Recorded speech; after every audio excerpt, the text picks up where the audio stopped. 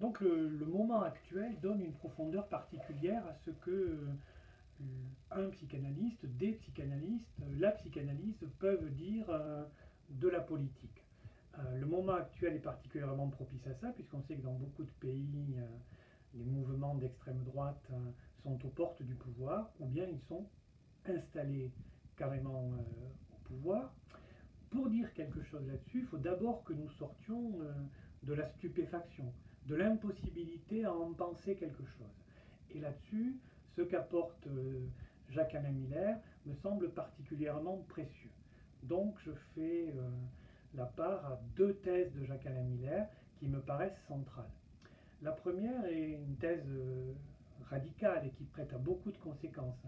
C'est que le quelque chose qui a changé dans la politique concerne le réel.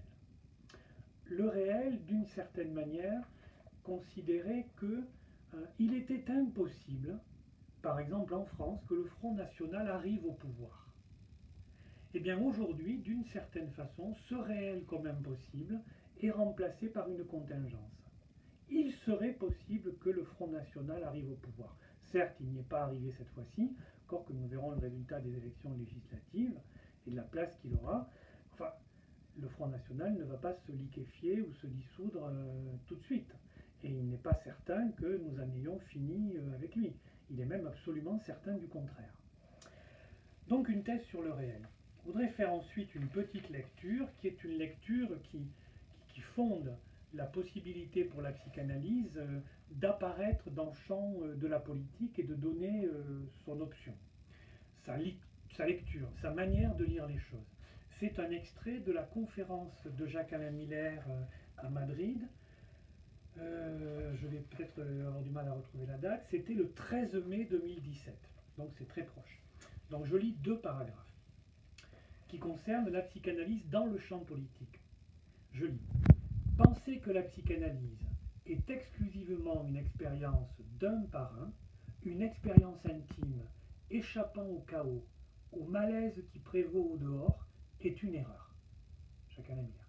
Je poursuis. Je le démontre sur le champ. Freud a écrit un livre intitulé Psychologie des foules et analyse du moi. Que lit-on dans sa brève introduction? Une phrase. Peut-être la phrase la plus importante de toute l'œuvre de Freud. Je relis cette phrase-là de Miller. Peut-être la phrase la plus importante de toute l'œuvre de Freud. Je saute une ligne. La phrase de Freud. Dans la vie psychique de l'individu pris isolément, l'autre, avec un grand A bien sûr, l'autre intervient très régulièrement en tant que modèle, soutien et adversaire.